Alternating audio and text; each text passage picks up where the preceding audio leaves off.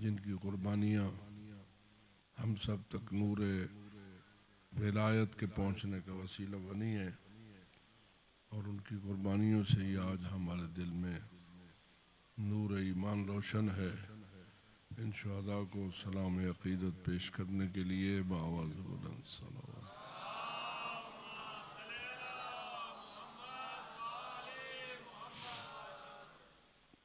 تب اللہ کے ساتھ اللہ اکبر، اللہ اکبر، یا رسول اللہ، یا رسول اللہ، یا علی، یا علی، اللہم ہمارے عقیدہ اور ایمان کے مطابق جتنا تولا واجب ہے اتنا ہی دشمنان آل محمد سے تبرہ واجب ہے۔ اس لیے ان ہستیوں کے قاتلوں، ظالموں اور دشمنوں سے اظہار برات کے لیے اور ان کی اس خباثت کی مذمت کے لیے بآواز بلند صلوات۔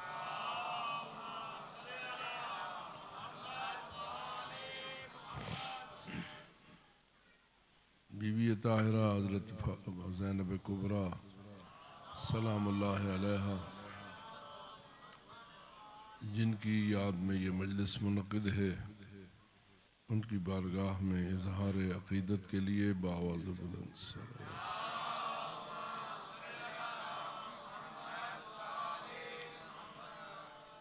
ان کی تعزیت بارگاہ حضرت ولی العصر امام زمان علیہ الصلوۃ والسلام کی خدمت میں پیش کرنے کے لیے بآواز بلند صلوات۔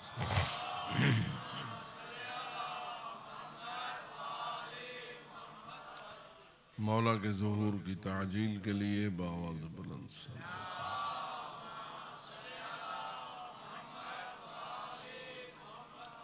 ماشاءاللہ لا حول ولا قوة الا باللہ العلی العظیم۔ رب اشرح لی صدری ویسر لی امری واحلل عقدۃ من لسانی یفقہوا قولی۔ اعوذ باللہ من الشیطان اللعین الرجیم، بسم اللہ الرحمن الرحیم۔ الحمد للہ رب العالمین، والصلاة والسلام على اشرف الانبیاء والمرسلین، سیدنا و نبینا و مولانا ابی القاسم محمد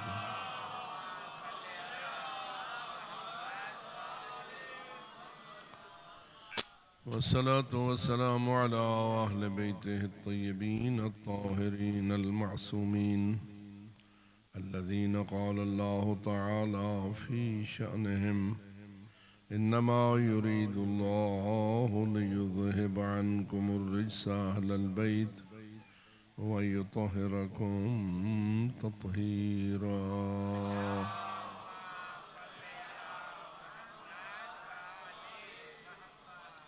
ورحمة الله على أحبابهم وأصحابهم وشيعتهم أجمعين، ولعنة الله على أعدائهم وقاتليهم ملعونين من يوم ظلمهم إلى أبد الآبدين۔ أما بعد، فقال الله العظيم في كلامه الحكيم: بسم الله الرحمن الرحيم.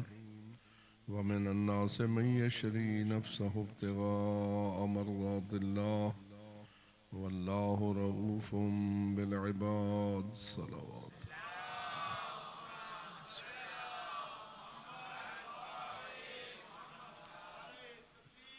اللہ اکبر، یا رسول اللہ، یا علی۔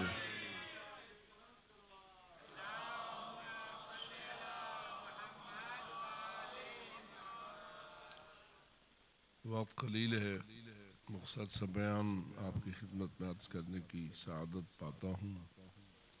توجہ طلب بات یہ ہے کہ اللہ نے قرآن مجید میں انسان کی دو قسمیں کم از کم ہمارے سامنے روشن کی ہیں۔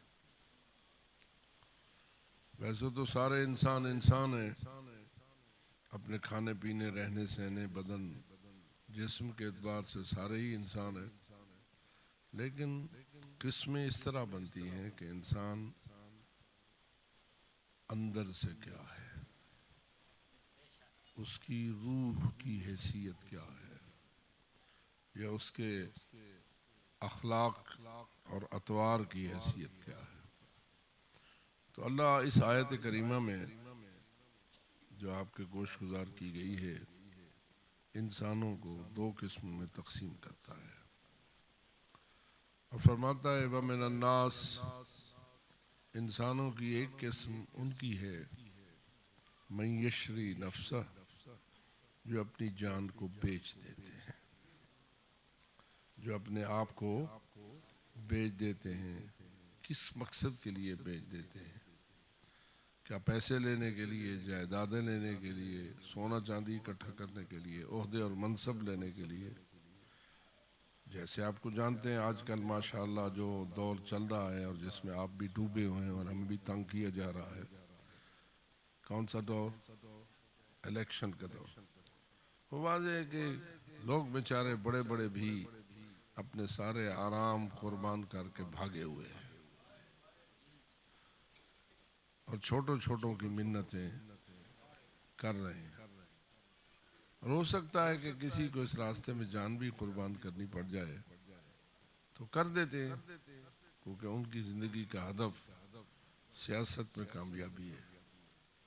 لیکن اللہ فرماتا ہے کچھ لوگ ایسے ہیں جو اپنی جان کو بیچ دیتے ہیں، ان چیزوں کے لیے نہیں۔ کس چیز کے لیے؟ ابتغاء مرضات اللہ، اللہ کی مرضی کو ڈھونڈتے ہیں۔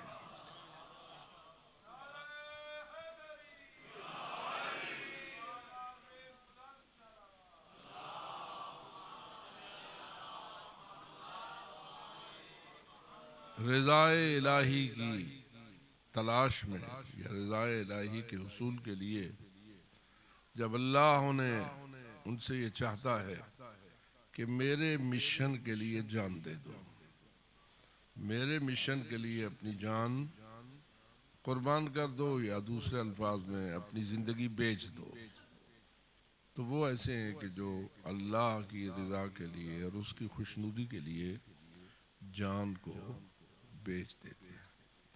ہماری حالت تو یہ ہے کہ ہم ایک سجدہ بھی مشکل سے دیتے ہیں اس کی رضا کے لیے۔ بہت سارے لوگ ہیں جو مثلاً اس قسم کے نعرے لگا کر لوگوں کو گمراہ کرتے ہیں کہ نماز تو کربلا میں شہید ہو گئی، ہم کیوں نماز پڑھیں؟ تو میں پوچھتا ہوں کیا امام حسین کربلا میں شہید نہیں ہو گئے؟ تو آپ حسین کے قریب کیوں جاتے ہیں؟ آپ حسینیت کے نعرے کیوں لگاتے ہیں؟ بہت سارے پاگل ایسے ہیں اور بہت سارے پاگل ان کے کہنے پہ پاگل ہو جاتے ہیں۔ ہم مسجد کے قریب کیوں جائیں؟ کہ مسجد تو مولا علی کی شہادت کی جگہ ہے، مولا علی کی قتل گاہ ہے۔ تو پھر میرا سوال یہ ہے، اگر مولا علی کی قتل گاہ مسجد کوفہ بنی اور تم مسجد میں جانے کے لیے تیار نہیں ہو تو پھر کربلا کو بھی چھوڑ دو۔ کربلا میں ایک علی تو شہید نہیں ہوا، کتنے علی شہید ہوئے۔ عزاداری کی بھی چھوڑ دو، ماتم کو بھی چھوڑ دو، مصائب بیانی کو بھی چھوڑ دو، پھر تمہیں پیسے کمانے کے لیے مصائب یاد آتے ہیں، نماز کے لیے مسجد کی مخالفت کرتے ہو۔ تو اس کا مطلب یہ ہوا کہ لوگوں کو گمراہ کرنے کے لیے اٹکل پچھو استعمال کرتے ہیں۔ مجھے یاد ہے ایک واقعہ سنایا گیا مجھے فیصل آباد میں۔ آپ جانتے ہیں کہ آپ جیسے مومنین کی ایک بستی فیصل آباد کے پڑوس میں بنام سدھو پورہ بھی قائم ہے۔ سدھو پورہ ایک بستی ہے لیکن جس کے سارے باسی تقریباً مومنین ہیں، مہاجرین ہیں، پنجاب مشرقی سے ہجرت کر کے ادھر آباد ہوئے تو ان کو وہاں ایک جو گاؤں ملا اس کا نام ہے سدھو پورا. سدھو پورا نام بھی بتا رہا ہے کہ پہلے کن کا ہوگا.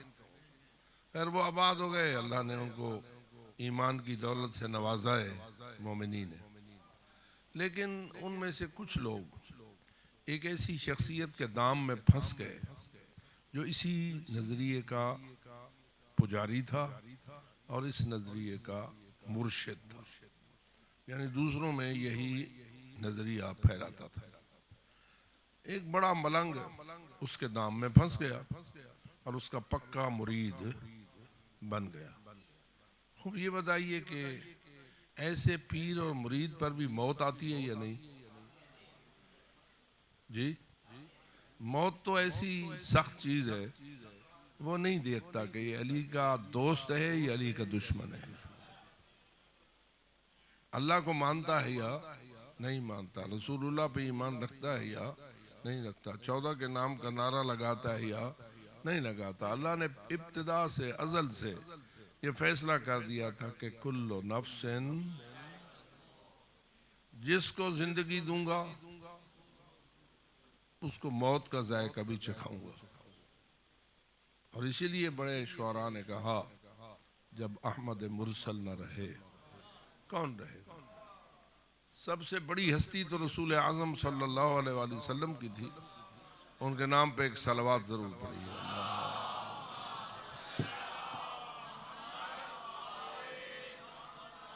زندگی ہر ایک کی بڑی پیاری ہوتی ہے, لیکن ہر ایک کی زندگی دوسرے کی زندگی کے برابر نہیں ہوتی.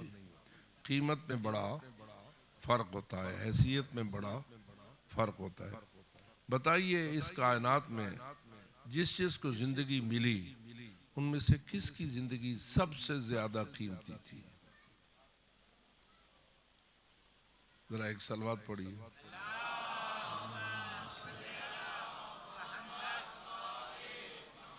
یہ جن ہستیوں پر آپ نے صلوات پڑھی ہے, آپ پڑھنے والوں کی زندگی زیادہ قیمتی ہے یا جن پہ پڑھی ہے ان کی زندگی زیادہ قیمتی ہے؟ ماشاءاللہ سارے یا ایھا الذین آمنوا صلوا علیہ وسلموا, سب مومنوں کو اللہ کا حکم ہے کہ ان ہستیوں پہ کیا کرو, صلوات بھیجو. تو جب سے پیسے تو ازل سے, لیکن جب سے یہ آیت نازل ہوئی جو بھی صاحب ایمان تھا اس نے صلو علیہ وسلم تسلیمہ پہ عمل کیا. تو سارے صلوات پڑھتے رہے, پڑھ رہے ہیں اور پڑھتے کن پر؟ اب پڑھیے صلی علی محمد, یعنی صلوات کن پہ؟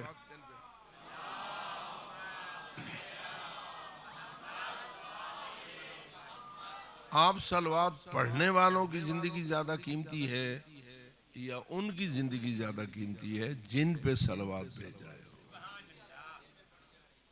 ٹھیک ہے, یہ تو ایک چھوٹا سا بچہ بھی سمجھ جاتا ہے کہ جن پہ ہم صلوات بھیجتے ہیں ان کی زندگی ہم سے اتنی بڑی قیمتی ہے, اتنی بلند ہے کہ زمین و آسمان کا فاصلہ کم ہے لیکن امت اور رسول کا فاصلہ زیادہ ہے. لیکن کیا اللہ نے محمد و آل محمد کو بھی شہادت کا ذائقہ چکھایا یا نہیں؟ یہ آپ کا گریہ, آپ کا رونا, آپ کا ماتم, تذکرے ہیں تو اسی لیے نا کہ ان کو کس طرح شہید کیا گیا, ان کی زندگی کا اختتام کیسے ہوا. مجلس یہی ہوتی ہے. جب آپ مصائب پڑھتے ہیں تو مصائب میں پڑھنے والا کسی کی زندگی کے آخری واقعات کو اپنے انداز میں بیان کرتا ہے اور آپ اس بیان سے متاثر ہو کر اپنا گریہ پیش کرتے ہیں.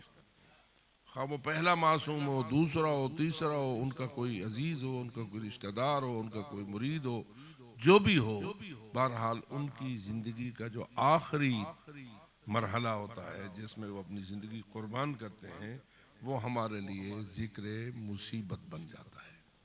اور ہم اس ذکر مصیبت کو اپنے لیے عبادت سمجھتے ہیں اور اپنے لیے باعث بخشش سمجھتے ہیں. کہ جتنے آپ کے آنسو بہیں گے کیا اتنے گناہ بخشے جائیں گے یا نہیں؟ عجیب غریب روایات معصومین نے فرمائی ہیں کہ اگر ذکر مصیبت ان ہستیوں کا فقط تیری آنکھوں میں اتنی نمی لے آئے جتنا ایک مچھر کا پر ہوتا ہے، پتہ نہیں میری بات آپ سمجھیے یا نہیں؟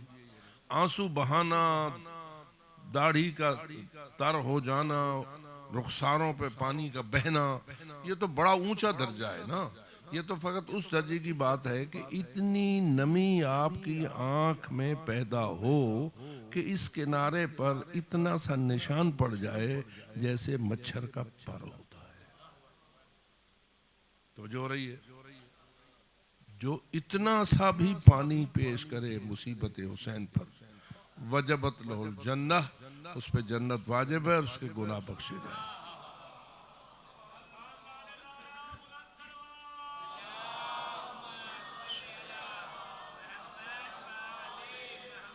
لیکن میں تو تذکرہ یہ کر رہا تھا کہ جن پہ آپ کی آنکھ اتنا سی نمی بھی پیش کرے ان کی شان کتنی بلند ہے.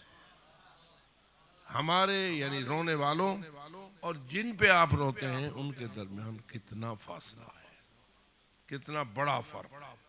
میں سمجھتا ہوں کہ ہماری سوچیں اس فرق کے ادراک سے قاصر ہے.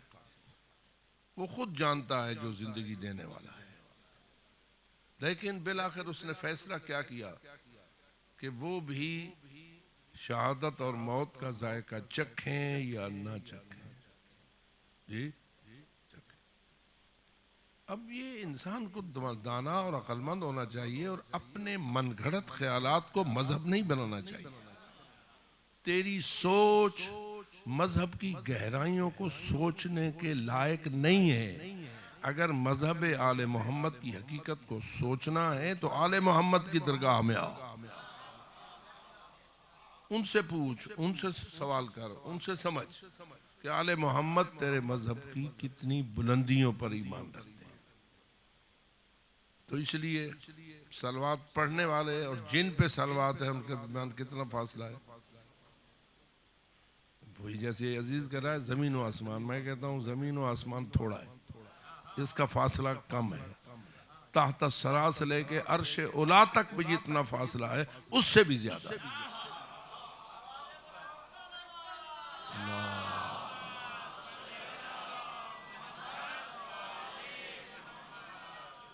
لیکن موت کا ذائقہ برحق ہے، ماننے والوں بھی آتا ہے اور دشمنوں پہ بھی. سدھ پوری کی بات میں نے آپ کو کی، پھنسانے والے نے ایک ایسے مومن کو اپنے دام میں پھنسا لیا اور وہ پھنس گیا جس نے ساری زندگی اس کے خیالات کی ترجمانی کی اور اس کا پکا مرید بن گیا. اللہ آپ کو شیطان کا مرید بننے سے بچائے. کیا خیال ہے، شیطان ہی مرید بنائے دے یا نہیں؟ ویسے شیطان کے مرید رحمان کے مریدوں سے زیادہ ہوتے ہیں یا تھوڑے ہوتے ہیں؟ آپ کے علم میں. اور اس نے جانا ہوا تھا، خود شیطان بھی جانتا تھا کہ جب میں اپنی کارروائیاں ان انسانوں پہ شروع کروں گا تو اللہ کے مرید کم ہوں گے اور میرے مرید زیادہ ہوں گے. جب حضرت آدم کے سجدے کے ذریعہ آزمائش ہوئی نا، آزمائش پہلی آزمائش تقریباً یہی تھی کہ اللہ نے حکم دیا آدم کا سجدہ کرو، تو کیا ابلیس نے سجدہ کیا؟ شیطان نے سجدہ کیا؟ نہ کیا. اللہ نے فرمایا تو نے کیوں نہیں سجدہ کیا؟ دسو اللہ کو پوچھن دا حق ہے یا نہیں؟ جانتا تھا لیکن آپ کی ہدایت کے لیے پوچھ رہا تھا. میں یہ دسے سی کہ ول قیامت تک ان دا جواب اے سنن والے سمجھے سن تے انہاں کو ہدایت تھی. تو اللہ نے اس سے پوچھا کہ میں نے جو امر کیا تھا تو نے سجدہ کیوں نہیں کیا؟ اللہ نے امر کیا تھا یا نہیں؟ اذ امرتک، جب میں تجھے امر کر چکا تھا تو تو نے اس سجدے سے انکار کیوں کیا؟ تو جواب اس کا آج تک ہمارے لیے باعث ہدایت ہے. کہتا ہے میں اپنے آپ کو آدم سے افضل سمجھتا ہوں اس لیے کہ اس کو تو نے مٹی سے پیدا کیا ہے اور مجھے آگ سے پیدا کیا. اس پہ بھی غور کیجئے. اس نے 3 باتیں کی ہیں. ایک تو اس کی کہ میں آدم سے افضل ہوں. دلیل کیا ہے کہ مجھے تو نے آگ سے پیدا کیا ہے اور آدم کو تو نے جو مٹی سے پیدا ہوا وہ کمتر ہے اور جو آگ سے پیدا ہوا وہ افضل ہے. تو اس نے کہڑی شاید پیدا تھا جیتی بیٹھے ہو. تو شیطان کیا دے اپنے خیال میں شیطان تم سب سے افضل ہے. تم سب سے اپنے آپ کو افضل سمجھتا ہے. اس افضل سمجھنے کی وجہ سے اس نے آدم علیہ السلام کے سامنے سر جھکانے سے انکار کر دیا اور اللہ کے حکم کی پرواہ نہ کی. کتنا اچھا ہے وہ مٹی والا جو اس فکر کا شکار نہیں ہوتا. اور جو اس کا شکار ہو جائے وہ پھر چلا گیا شیطان کے کھاتے میں یا نہیں. تو اسی تو پورے کہ اس مومن کو موت آ گئی اور جس کا میں اشارہ کر رہا ہوں فوت ہو گیا. فوت تو تھیندے بندہ یا نہیں چنگا ہوئے تھے بھاوے ماڑا ہوئے فوت تو ہونا ہے. وہ فوت ہو گیا. اب فوت ہونے کے بعد کیا اس کا غسل ہو کفن ہو جنازہ ہو دفن ہونا چاہیے یا نہیں. سچی بات یہ ہے کہ اللہ کے نزدیک جس کا ایمان اور عقیدہ درست نہیں ہے نہ اس کا غسل ہے نہ اس کا کفن ہے نہ اس کا جنازہ ہے نہ اس کا دفن ہے. حتیٰ کہ مسلمانوں کے قبرستان میں اس کو دفن کرنا بھی جائز نہیں. کیا خیال ہے آپ اس مسئلے کو مانتے ہیں؟ لیکن چونکہ ہم لوگ اس کے اندر کی حقیقت سے پوری طرح آشنا نہیں ہوتے اور وہ ظاہراً اللہ اکبر بھی کہتا ہے اشہد ان لا الہ الا اللہ بھی کہتا ہے اشہد ان محمد رسول اللہ بھی کہتا ہے.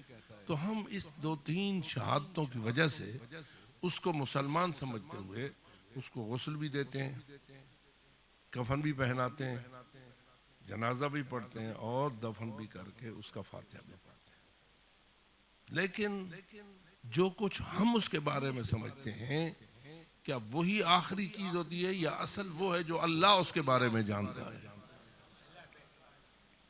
یہ جو آپ ہمیشہ سنتے ہیں اللہ علیم بما فی الصدور سینوں کے اندر جو باتیں چھپی ہوئی ہیں اسے کون جانتا ہے. ہم تو نہیں جانتے. ہم تو جو ظاہر دیکھ رہے ہیں کہ اس نے اذان بھی سنی ہے اشہد ان لا الہ الا اللہ بھی کہا ہے اشہد ان محمد رسول اللہ بھی پڑھا ہے اشہد ان علی ولی اللہ بھی پڑھا ہے سنا ہے. ہمارے نزدیک وہ مومن ہے تو ہم اس کو سارے باتیں کریں گے کیونکہ ہم پر فرض ہے. لیکن اللہ کے فرشتے توجہ ہے ملک الموت آئے گا تو موت آئے گی یا بغیر ملک الموت کے آئے موت آ جائے گی. ایک آلی ذرا میں کو سمجھاؤ. جتنی تیزی سے بھی موت آئے ایک لمحے کے لیے دیر نہ لگے اور بندہ فوت ہو جائے. ہوتے ہیں نا ایسے لوگ. یہ جلدی سے جلدی موت کیا ملک الموت کے بغیر آ سکتی ہے؟ نظام خداوندی کیا ہے جی؟ ملک الموت آتا ہے تو موت آتی ہے. اگر ملک الموت نہ آوے تو موت پہلے آوے سی. موت کی جرت نہیں ہے. وہ پابند ہے حکم خداوندی کے مطابق ملک الموت کی. اچھا اب ملک الموت جو آتا ہے وہ انسان ہے یا فرشتہ ہے جی؟ فرشتہ ہے. فرشتہ اندر دیکھ لیتا ہے یا نہیں؟ اپنے اوپر قیاس نہیں کرنا چاہیے. ابھی آپ بیٹھے ہیں یہاں کتنے کرامن کاتبین آپ کے ساتھ موجود ہیں. جتنے آپ ہیں اتنے ڈبل کرامن کاتبین موجود ہیں. ان کا کام کیا ہے؟ فقط نیکیاں لکھنا یا برائیاں بھی لکھنا؟ بولو نا، ہاں نیکیاں تے کھڑے ہو. نماز پڑھو گے تو بھی لکھے گا ایک، نہیں پڑھو گے تو بھی لکھے گا. دائیں والا نیکیاں لکھ رہا ہے اور بائیں والا برائیاں لکھ رہا ہے. اب ادھر سے مجلس میں مارتا ہے نعرے اور نماز سے بھاگتا ہے.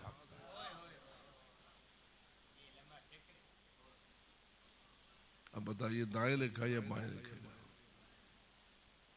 اس کا حال یہ ہوا کہ اس کا جنازہ اس انتظار میں رکھ دیا گیا کہ سائیں اوری آسن وہ جیندہ و مرید ہے، اور سائیں اوری آسن تا سائیں دے جنازہ آپ پڑھ سن.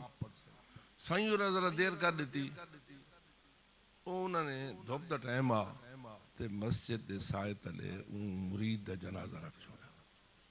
مسجد دے سائے تلے سائیں اوری تھوڑی دیر بعد جو آئے تے مسجد دے سائے تلے انہوں نے جنازہ اٹھونے. ہوئے یہ تو مسجد دے نیڑے نہیں ویندا، تو سائیں دے سائے تلے جنازہ کیوں رکھ چھوڑے؟ یہ پیر ہے، یہ مرشد ہے. بتاؤ میں اس کو علی والا مانوں؟ اس لیے کہ علی مسجد کوفہ میں شہید ہوا ہے، لہذا اس کے سائے تلے اس کے مرید کا جنازہ بھی نہیں رکھنا چاہیے. لیکن کتنے بے وقوف اور احمق اور کم ظرف ہیں وہ لوگ جو ایسے پیروں کو پیر مار کر ان کے مذہب کے مرید ہو جاتے ہیں. میں آپ کو متوجہ کرنا چاہتا ہوں، ان مجلسوں کو معمولی چیز نہ سمجھو. یہ ہدایت بھی کرتی ہیں تو گمراہ بھی کر سکتی ہے. یضل بہ کثیرا ویہدی بہ کثیرا.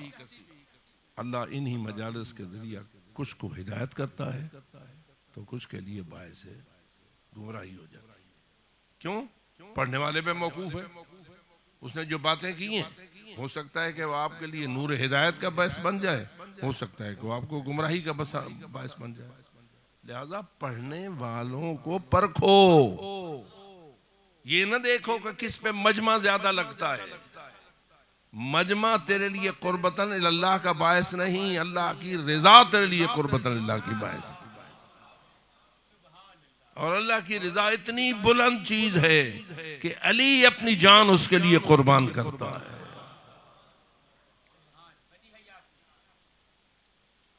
کیا کیا رسول اکرم نے جب دشمن قتل کرنے کے لیے اکٹھے ہوئے اور چاہا کہ آج رات اکٹھے حملہ کر کے رسول کے بدن کے ٹکڑے کر دیں گے؟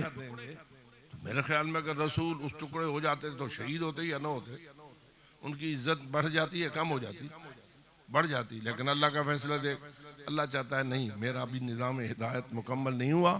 الیوم اکملت لکم دینکم والی منزل ابھی نہیں آئی، لہذا رسول تو اپنی جان بچا، تو چلا جا.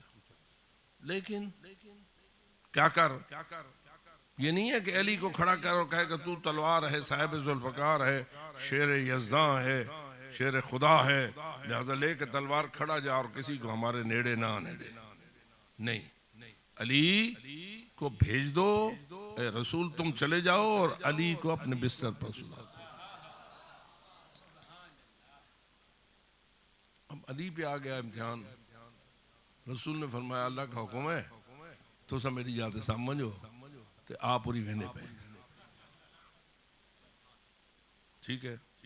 اب علی نے بھی یہ نہ کہا یا رسول اللہ لوڑ کے لیے توڑے ونجن دی، میں کوئی اجازت تا دو تو سا اپنا عقیدہ دسو. اگر علی ولی کو رسول اکرم یہ اجازت دے دیتے کہ دشمنوں سے مجھے بچا اور میری حفاظت کر، تو کیا علی دشمنوں کے مقابلے میں شیر خدا ثابت ہوتے یا نہ ہوتے؟ شب ہجرت کی بات کر رہا ہوں، ثابت ہوتے. لیکن یہ تیرا اللہ ہے. اللہ کہہ رہا ہے نہیں رسول تو اندھیرے میں چلا جا اور علی کو اپنے بستر پر.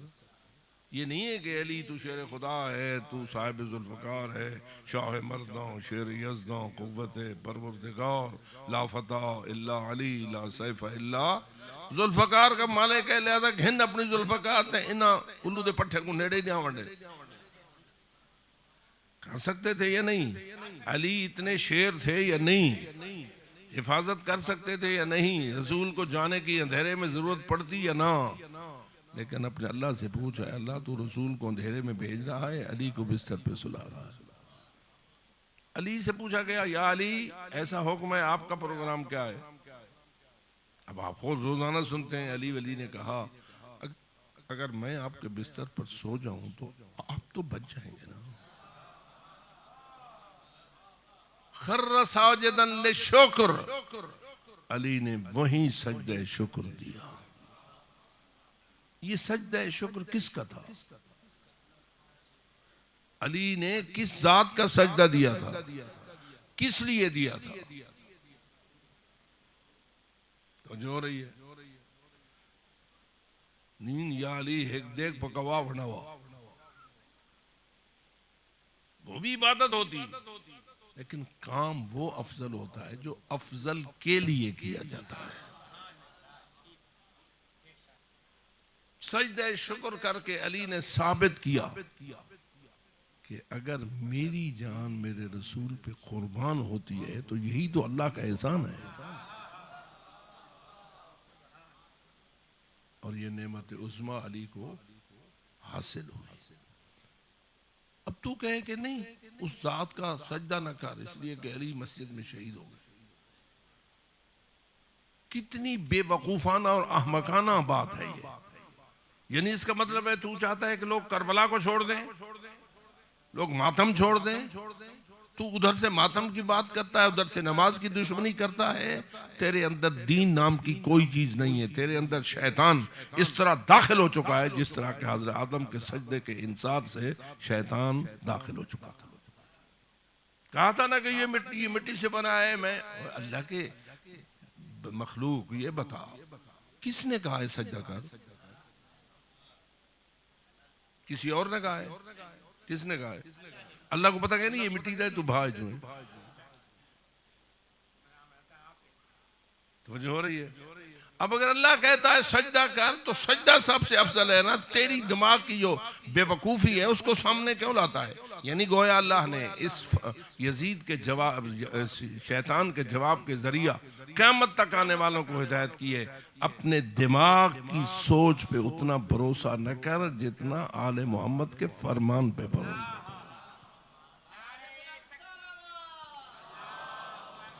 ختم کروں، آل محمد کا فرمان، محمد و آل محمد جن پہ صلوات ہے، ان کا فرمان بچانے کے لیے چلی ہے زینب کبریٰ۔ اتنی معمولی خاتون نہ تھی۔ کائنات کی ساری خواتین اپنے فضائل و کمالات سمیت اکٹھی ہو جائیں تو زینب کبریٰ کے ایک بال کا مقابلہ بھی نہیں کر سکتے۔ ثانی زہرا ہے۔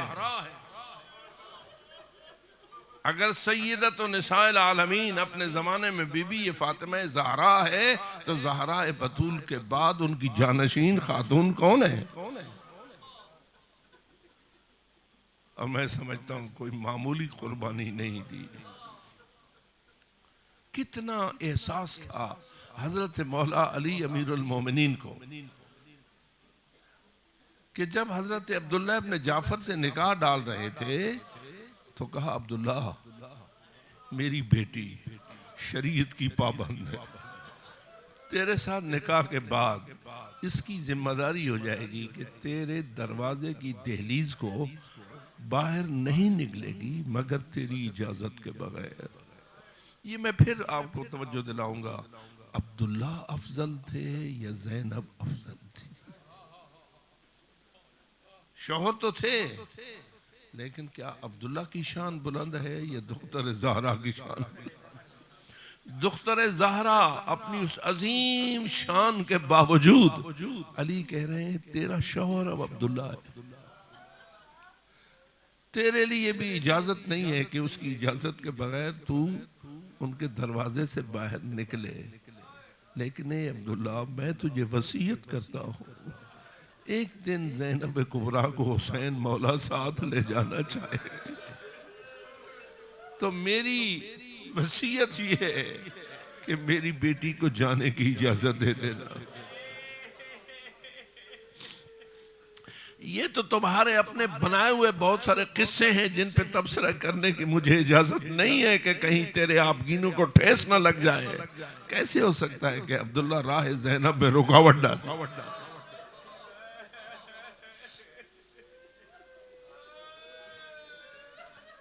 اگر حضرت زینب کبریٰ کو پتہ نہیں ہے کہ وہ کہاں جا رہی ہے، کیوں جا رہی ہے، کیسے جا رہی ہے، تو زینب کی معرفت نہیں رکھتا۔ جیسے کہ روایات میں ہے نا کہ امام حسین کی ولادت ہوئی تو امام رسول اکرم نے امام حسین پر گریہ کیا، اور جب بی بی طاہرہ زہرا سلام اللہ علیہ نے پوچھا یا رسول اللہ آپ میرے بیٹے کو گود میں لے کر کیوں رو رہے ہیں، تو فرمایا یہ جبریل مجھے بتا رہا ہے میری اس امت کا ایک گروہ ہوگا جو میرے اس حسین کو پیاسی حالت میں شہید کرے۔ روایات میں یہ بات نقل ہے کہ کبھی کبھی امام حسین کے گریبان کو کھول لیتے تھے رسول اکرم اور بدن کے مختلف حصوں پر بوسے دیتے تھے۔ کوئی اگر یہ پوچھتا تھا یہ ایک بوسہ پیشانی پہ ہوتا ہے، بوسہ چہرے پہ ہوتا ہے، پیار کا بوسہ تو ان مقامات پر ہوتا ہے، آپ گریبان چھوڑ کر بدن کے مختلف حصوں پہ کیوں بوسے دیتے ہو؟ تو جواب آئے گا حضرت رسالت میں آپ کا کہ جہاں جہاں کوئی زخم ہوگا میں ہر اس جگہ کو بوسہ دینا چاہیے۔ اگر امام حسین کے دکھوں اور تذکروں کو اس طرح رسول اعظم نے سمجھایا تھا تو کیا زینب کبریٰ کے مصائب کو نہیں اشارہ کیا ہو؟ کیا اپنی بیٹی کے مصائب کی طرف اشارہ نہ کیا ہو؟ کیا ہوگا؟ میرا تو ایمان کہتا ہے اللہ جانے جب زینب کبریٰ کی ولادت ہوئی تھی اور رسول اکرم کے اپنے دور میں ہوئی تھی، حضرت اس وقت موجود تھے، پتہ نہیں جو حسین کو بوسے دیتا ہے اس نے زینب کو اس نے دختر زہرا کو کہاں کہاں بوسے دیے ہوگے میں نہیں بتا سکتا، اس لیے کہ روایات میں اتنی تفصیلات نہیں ہیں، لیکن ذہن یہ کہتا ہے اگر حسین کے زخموں کو بوسہ دینا رسول اپنا فریضہ سمجھتے ہیں تو زینب کبریٰ کے ہاتھوں کو بوسہ دے۔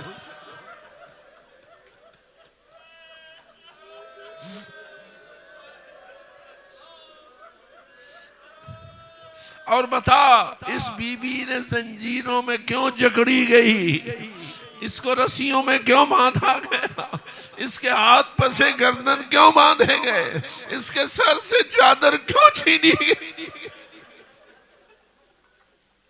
اتنا دکھ ہے، بس اوقات کبھی ذہن کہتا ہے اے میرے مولا حسین تیری گردن کے کٹ جانے کی مصیبت اتنی بڑی نہیں ہے جتنی دختر زہرا کی چادر کچھ۔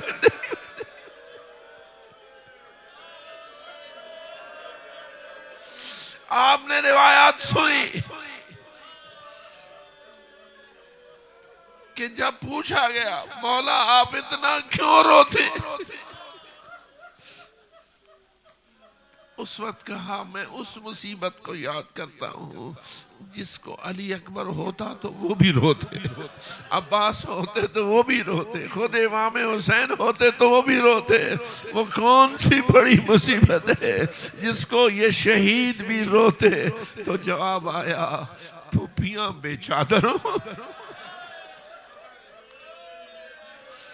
کوفہ کا بازار ہو، شام کا دربار ہو، اور اس طرح کھڑی ہو رسول کی بیٹی زہرا جائی کہ اس حالت میں اسے باندھا ہوا ہو، قیدی بنایا گیا ہو، اور چاروں طرف قاتلوں کی کرسیاں لگی ہوئی ہو، اور وہ ظالم رسول کی بیٹیوں کا تماشا دیکھ رہے ہیں، اور یزید ملعون اپنے تخت پر بیٹھا ہوا فرعون بنا ہوا ہاتھ میں چھڑی لیا ہوئے مظلوم کے کٹے ہوئے سر کے دانتوں پہ مار کے کہتا ہے حسین تیرے دانت کتنے؟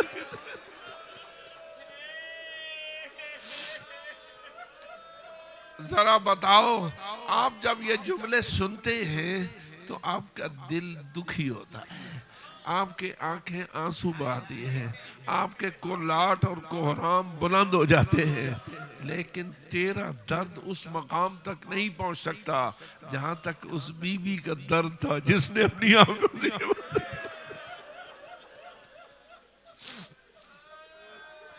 اے دختر زہرا، تیرے اس قلب کو سلام، تیرے اس جگر کو سلام جس نے آنکھوں سے یہ مناظر دیکھے، کربلا دیکھی، کوفہ دیکھا۔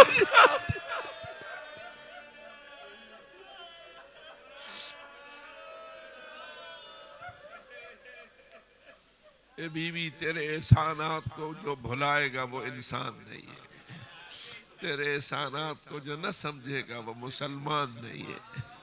یہ تو جب ملائکہ کے پاس جائے گا تو پتہ چلے گا کہ ملائکہ یہ سمجھیں گے کہ یہ مسلمان آ رہا ہے یا کافر آ رہا ہے، اور جو کافر ہوگا آپ بے شک اس کے فاتح پڑھیں، لیکن ملائکہ تو اس کو معاف نہیں کریں گے، ملائکہ تو حقیقت کے مطابق اس سے سلوک کریں گے۔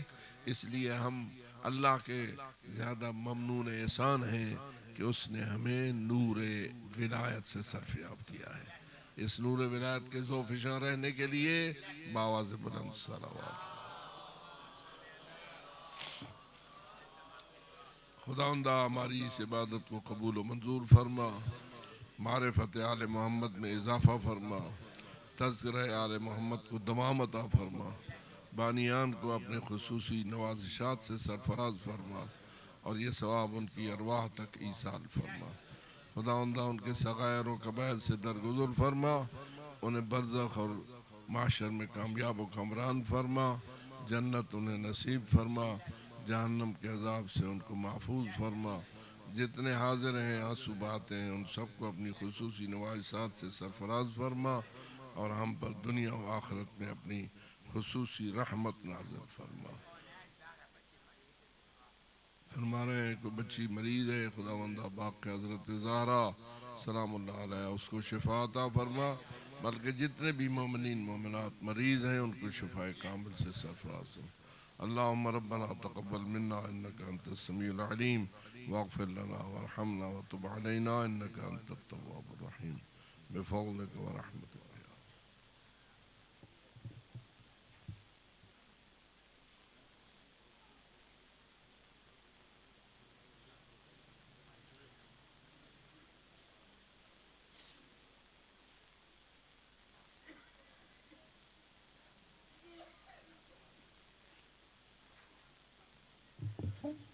ماشاءاللہ اللہ تعالیٰ کے بلائے محترم کو صحت و سلامتی عطا فرماوے۔ نماز مغربین دا وقفہ ہے، مقصد امام حسین دی تکمیل فرماؤ۔ نماز مغربین مساجد با جماعت ادا فرمے سو، مغربین دی نماز تو فوراً بعد دوبارہ مجلس سے ادا آغاز ہو۔ ذاکر آل محمد سید محمد حسین شاہ صاحب بنگلہ یاسمین، ذاکر آل محمد سید علی رضا شاہ صاحب داؤد کھیل، ذاکر آل محمد تقی عباس قیامت، جناب مولانا اقبال حسین خان کمی صاحب، ذاکر آل محمد سیف علی کھوکر صاحب و دیگر علماء و ذاکرین خطاب فرمیتے شرکت فرما کے ثواب دارین حاصل فرمے سو۔ 19 رجب امام بارگاہ سید مقیم شاد ہوتے ہیں، چاچا تاجہ مرحوم دے سال ثواب واسطے مجلس سے ادا ہوسی، سید تصور بادشاہ صاحب ہلال و دیگر علماء و ذاکرین خطاب فرمے سو شرکت فرما کے ثواب دارین حاصل فرمے سو۔ 28 29 30 رجب بعد نماز مغربین امام بارگاہ سید مقیم شاد ہوتے ہیں، 3 روزہ سالانہ مجالس سے ذات حضرت علامہ آغا سید علی حسین مدنی صاحب اسلام آباد خطاب فرمے سے شرکت فرما کے ثواب دارین حاصل فرمے سو۔ ہاں 5 رجب المرجب انشاءاللہ امام بارگاہ شیر شاد ہوتے مجلس سے ادا ہو، سیادت علامہ سید محمد تقی نقوی شاہ صاحب و دیگر علماء و ذاکرین خطاب فرمے سے امام بارگاہ آتے ہیں مقیم شاہ امام بارگاہ سید مقیم شاہ 5 رجب بعد نماز ظہرین سالانہ مجلس سے ادا ہو سی، بہت سارے علماء و ذاکرین خطاب فرمے سے۔ ذاکر آل محمد سید درغام عباس بخاری صاحب خطاب فرمے سے۔ 26 رجب رسول پور بعد نماز مغربین امام بارگاہ حسین بستی رسول پور مجلس سے ادا ہوتی، سید مرتضی عاشق صاحب، علامہ سید انیس رضا نقوی صاحب، رضوان حیدر قیامت صاحب و دیگر علماء و ذاکرین خطاب فرمے سے۔ ہاں آئی دی مجلس سے ادا صدائے اہل بیت ازاداری نیٹ ورک دے زیر اہتمام یوٹیوب دے ہوتے لائیو نشر کیتی ویندی پئیے، مومنین استفادہ حاصل فرمے سو۔